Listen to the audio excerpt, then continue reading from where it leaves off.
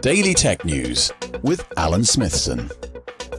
Good morning. Welcome to Daily Tech News. My name is Alan Smithson. Today's show is going to be great. Today is Thursday, May 23rd, 2024. There's a lot to cover. However, it is really dominated by AI today.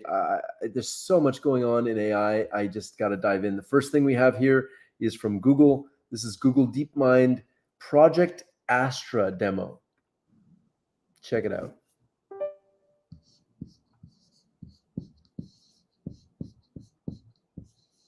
Can you factorize this for me? That's a great question. The factorization is x plus 1, x plus 5.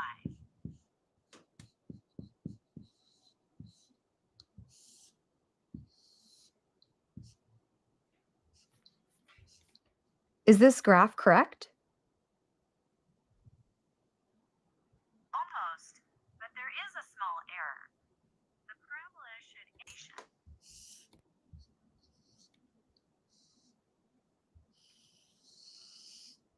Is this correct? Yes, that looks great. It accurately represents the factored expression. So with just simple wearables, we should be able to see the world around us in context. The new Meta Ray-Bans and it looks like Project Astra are really kind of starting to leverage the fact that with augmented reality glasses, you don't need to actually see the content in front of you, but the cameras need to see what's in front of you and then make sense of it and do that. So I think there's a really interesting moment where we have, people are working towards, full virtual reality, full augmented reality. But the reality of the situation now is that AR, in the terms of a camera and simply just telling you what's there, understanding in context the world around you is important. So over to Meta AI chief Yann LeCun. He says that large language models won't achieve AGI. Let me move myself out of the way. There we go. Okay, so he says he's not concerned about AI reaching human levels of intelligence. So they're moving full steam ahead. And, it's interesting. We've heard these kind of doomsday people saying, oh, AI is going to take over the world. It's going to destroy us, all these things. And, right now it's very slow and compared to a human, it's not even close. However, it is getting really, really close. And, he's saying here, LLMs have a very limited understanding of logic. They cannot comprehend the physical world and do not have a persistent memory. But that's becoming more and more not the truth, because these large language model context windows are getting much, much larger, and soon we'll have billions of context windows, and that will memorize everything that you've put in. And even Windows this week, Microsoft this week announced their Recall product that is memorizing everything you do on your computer. So I don't know. He's got this whole thing of, the sense of urgency reveals an extremely distorted view of reality, and then he compares large language models to the advent of flight and how in 1925 we couldn't prepare for safety in a cross-Atlantic flight idea because we couldn't do that. The whole difference is that took 20, 30 years for us to be able to do that. In this case, it's 2 to 3 years. So I do think he's a little bit misguided on this one. Okay. This is another reason to be concerned. AI is poised to drive a 160% increase in data center power demand. This is a report published just recently from Goldman Sachs talking about, on average, the GPT query needs 10 times as much electricity to process as a Google search. The difference lies in a sea change coming to the US, Europe, and the world at large, and how we will consume power and how much that will cost. At present, data centers consume about 1 to 2% of overall power, but by the end of the decade, they will likely be 3 to 4%. And I have seen estimates as high as 8% of all the power we use in the world, everything from heating your coffee in the morning to driving your car to getting on a train, all the power that we use on the planet, roughly 4 to 8% will be from data centers. And you can see this crazy graph here. We're getting into the thousands of terawatt hours of data center demand. So we're going to need a revolution in clean power, and we're going to need it really fast. This is only 5.5 years from now. We're almost in 2025. We're halfway through 2024. So it's crazy. All right. OpenAI has inked a deal with News Corp, including Wall Street Journal, New York Post, and more. They have a multi-year agreement that gives OpenAI access to the archives of many news outlets for both content, AI, and training. So the interesting thing about this is that quietly, somewhere along the way here, GPT actually, if I go over here, ChatGPT might have just launched a search product in stealth. So they've got this deal with News Corp, but also if you use ChatGPT or GPT-4o, you can actually start searching the internet. So now it actually will look at sites and give you the links, very similar to what Perplexity does now. So I think the combination of OpenAI with search and real access to the internet is going to be really incredible. Look at this. It gives you all the information, summarizes the context. So there's a hidden gem inside of OpenAI 4o. Microsoft Paint, I don't know if anybody actually still uses this, but Microsoft Paint is getting an AI-powered upgrade, and they have an image generator that you can doodle on, and it will actually start making things for you, graphics based on a description and a simple doodle. This is truly incredible stuff, and we'll see where this goes. I don't know how many people actually use Paint. It seems like a dead product, but they're still adding features to it, and AI is going to keep adding features to all different old products. Meta just introduced Chameleon, a state-of-the-art multimodal model. Let's try saying that 5 times fast. The idea here is that it's able to see the world around you, very similar to what GPT-4o is. Meta is kind of catching up. Everybody's really on this same kind of trajectory. AWS came out with their models the other day. Meta, Google, Facebook, or Meta Facebook, Microsoft, OpenAI. So early fusion multimodal models. The popular way to create multimodal foundation is to patch together models that have been trained for different modalities. This approach is called late fusion, in which the AI system receives different modalities, includes them with separate models, and then fuses the encodings for inference. While late fusion works well, it limits the abilities for the models to integrate information across modalities and generate sequences.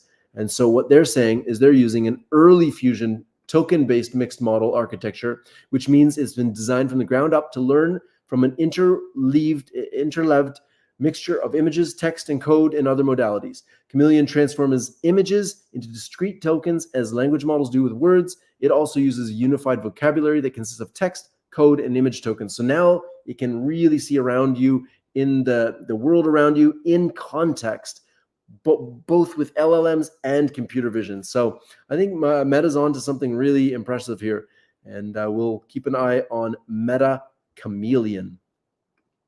More Microsoft news. Again, another Microsoft product that probably not very many people use. Microsoft Edge is now able to translate and dub YouTube videos as you're watching them in any language. This is actually pretty cool. So they're going to be doing support for LinkedIn, Coursera, and Bloomberg. But the idea here is here. We'll just show you here. Plugins to incorporate your own business data, as well as from applications such as Del día trabaja. Ahora puede conectarse a bases de datos. Backends Here, let me go back. personalizados. Here, Del día watch. trabaja. Ahora puede conectarse a bases de datos. Backends personalizados. It's literally translating real time on YouTube videos. That is really impressive. So Microsoft Edge is maybe making a comeback. It's edging on the competition. All right. 3D printing robot uses AI machine learning to create a shock absorbing shape that no human ever could. So it's actually designed a new shape altogether that is able to absorb shocks. It says here, the robot creates a plastic structure with a 3D printer, records its shape and size, moves it to a flat metal surface, and then crushes it with a pressure equivalent to an adult Arabian horse standing on a quarter. Okay. The robot then measures how much energy is absorbed, and it changes shape after being squashed. Very, very interesting stuff here. Let me go over here. So I'm not going to get into this mechanics of additively manufactured architectures. Watch this. Using a combination of vision and pressure. Create new shock absorbing parts. Really, really cool stuff.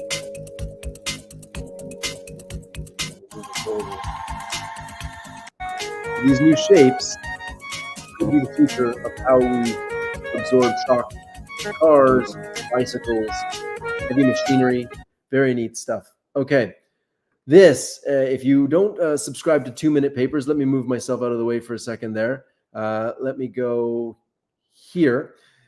This is 2-Minute Papers. And if you are interested in 3D, in computer rendering, computer physics, that sort of thing, you should subscribe to this website here, or this YouTube channel. It's really incredible. It's very exciting. He takes scientific papers in the subject of 3D and physics and computer graphics and makes them fun to watch. Check it out. Going to simulate the movement of elastic bodies on a computer. Let's start with a bunch of these really squishy balls in a teapot. Over time, they just add more and more, and it seems to never end. Look at how beautifully it is simulated, how they bump into each other. Simulating such a thing is a miracle of science, because we would have to calculate 1 million collisions. Imagine an airport with 1 million people, soft bodies bumping into each other. Simulating such a thing would be an absolute nightmare. And yet, it is still possible here. Loving it. And at the end of the video, I will tell you how incredibly fast this work is. It is going to be something else. Now, next experiment. Octopi and armadillos. This is going to be incredibly tough.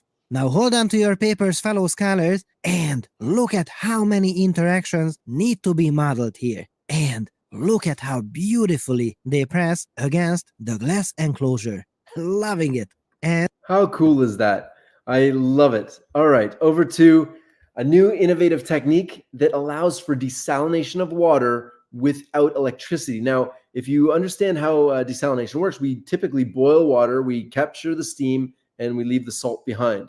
Desalination of water, I can't stress how important this is to the world, because we have a shortage of water. We have tons and tons of ocean water, but not enough fresh water in certain places in the world. So being able to do this without electricity is really, really important. And so they have here to see, it's exciting to see a phenomenon that nobody's seen before.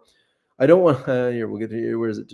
Sorry, here it is. Severe drought is happening more often due to climate change. Optimizing water desalination is our best hope to prevent famine caused by lack of water for agriculture. People get skin rashes if they bathe in water. So they're talking about the product. But then the idea here is, here, where is it? There we go. The phenomenon behind this technology is called thermodiffusion. And basically what they're doing, if you have a bucket of salty water and one part of the water is colder and one part's hotter, the sodium chloride will move to the cold side. So they're actually using this to do that. And the research said, after repeated cycles, the salinity of seawater can be reduced from 30,000 parts per million to less than 500.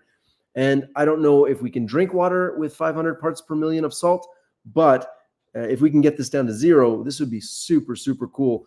We'll keep an eye on this, because this has dramatic impacts on how we grow our food and do things around the world and make sure that everybody has enough to eat and drink around the world. Okay, I just wanted to share this as the last thing today. I have a new website, alansmithson.com. My good friend Pablo Martin built this for me, so I'm very excited. My purpose in life is to inspire and educate people to think and act in a socially, economically, and environmentally responsible way.